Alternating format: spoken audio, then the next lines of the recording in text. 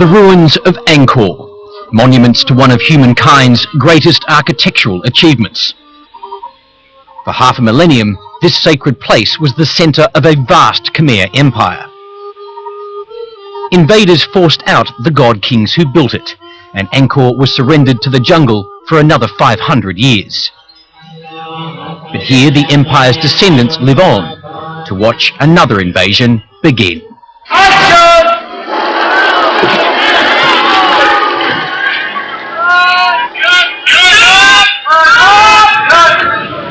In ancient Angkor, Hollywood has discovered a hot new location for a blockbuster movie based on Tomb Raider, a phenomenally successful computer game.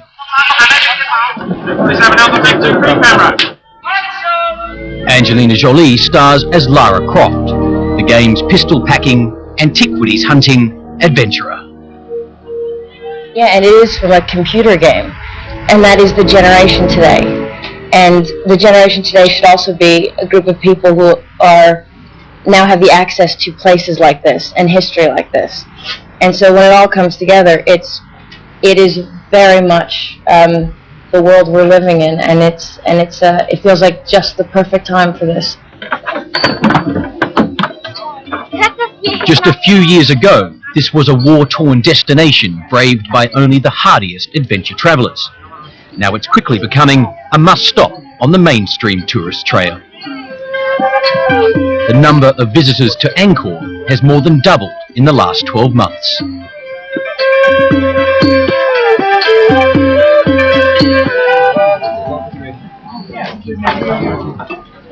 In the next few years, more foreigners will explore these temples than ever before in their 1,000-year history.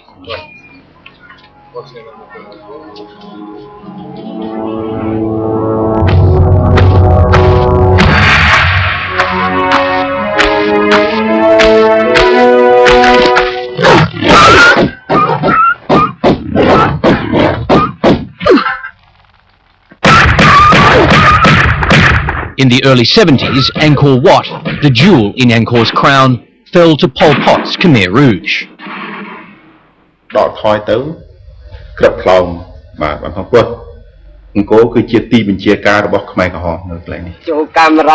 last Khmer Rouge fighters were dislodged from Cambodia's temples only 2 years ago. The Khmer Rouge decimated Cambodia's cultural legacy and cultural heritage and people's belief in their own culture, so it kind of devalued the statuary, devalued the temples, and to the point that people didn't really care, and people were motivated by the need to make money fast, and the easiest way to do that was to sell basically art to order. So if an art dealer came into Bangkok, contacted with someone, Khmer Rouge or the military, then placed an order for a specific piece, got it photographed, got it stolen. Statues are still being stolen from Angkor. The problem is so bad that Cambodia's government has now named antiquities looting as one of the greatest threats to its national security. Ashley Thompson is an American advisor to the Apsara Authority, which conserves and protects the Angkor area. There were just a few remaining stone statues here, and one was stolen late one night or early one morning a few months ago. In a very recent raid, right in the middle of Angkor's town of Siem Reap, a 1,000-year-old lion statue was stolen. And here you can see the trace of it, the remains of the stone of the base. It was here that the statue was stolen, and this piece has disappeared, probably forever. If Lara Croft is a tomb raider, then Ashley Thompson is a tomb saver. On a daily basis, I would say, if not a weekly, at least a weekly basis, statues are stolen from Buddhist pagodas. It's still a major problem. And then once you get outside of the Angkor Park into more isolated areas, the temples are at risk. The temples are clearly at risk. 2 hours away from Angkor, a private park is managed for profit by a local businessman and his own private army of ex-Khmer Rouge soldiers. Out here, the temples are accessible only by motorbike or on foot. Remote and unguarded, looters are tearing them apart.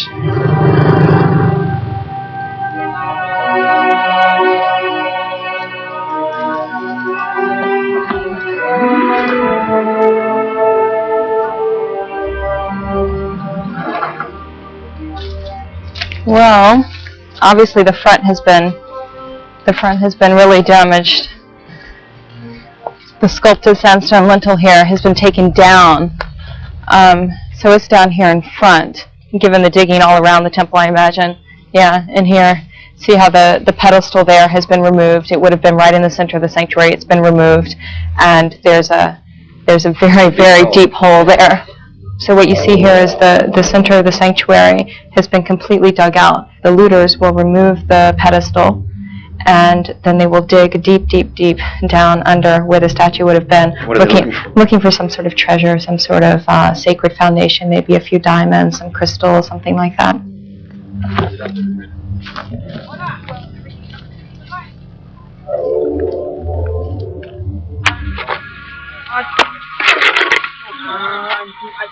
Back in town, 2 weeks after Ashley told us it was probably missing forever, the looted lion statue is found buried in a looter's backyard.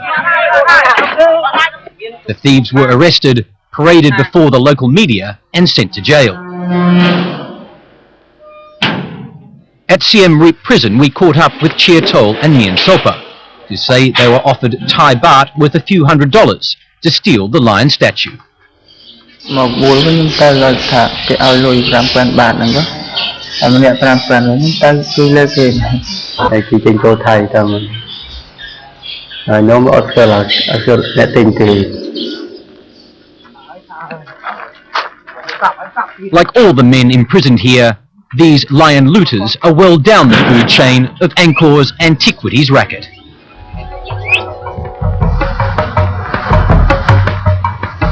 Across the border here in Thailand, you can get a lot closer to the real predators at the top of the looting game. This is Bangkok's Chao Phraya River, and that exclusive shopping complex is known as River City. There, if you believe the claims of its traders, you can buy genuine 800-year-old Cambodian statues for tens of thousands of dollars. We visited River City with a concealed camera.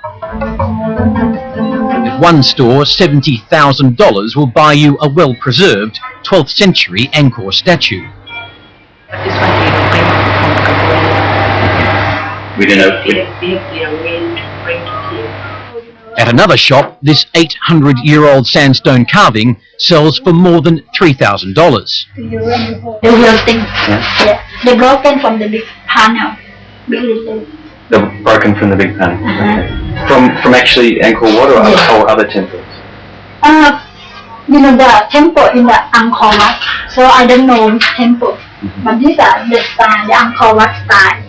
And the 12th century. We test already about the stone. And I give you a certificate guarantee. But how do you get them? How do you come to get them? We get from the border. From the border? Yes. Before Cambodia they have problems. So they store and they send to the border and they hide at the border. Some of Cambodia's truly priceless treasures have been saved from the looting racket. They are locked away here at the Conservation de Angkor, right next to the Angkor Park. Locked away, but not always safe. When the United Nations arrived in Cambodia in the early 90s, the country's antiquities were suddenly exposed to a ruthless international market. Armed bandits attacked the conservation and drove away with truckloads of statues. And so the robbers are coming, and they shoot machine gun, and then they use a grenade.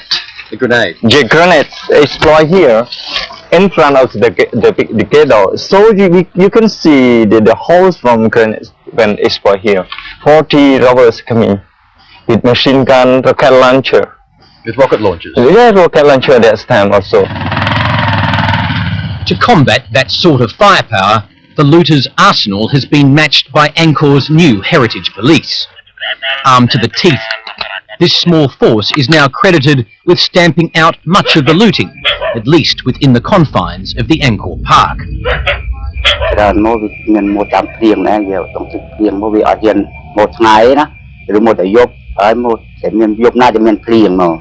In a country where police corruption is rife, this dedicated force is now a celebrated exception. nông cà phê nông vật thụ và ra dương nông sạt trống nữa đó tịnh gần nó thằng họ nhiên cho nay hiện liệt. Angkor's Pra Khan temple complex has been viciously vandalised. John Sandy has been working for more than a decade to preserve what's left.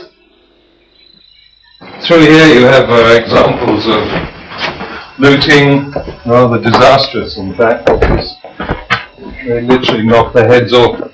It's very typical of the local type, the local style of looting.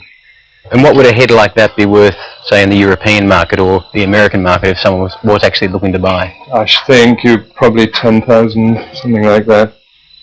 But now John Sandy believes the greatest threat to Angkor's future is no longer looters, but tourists.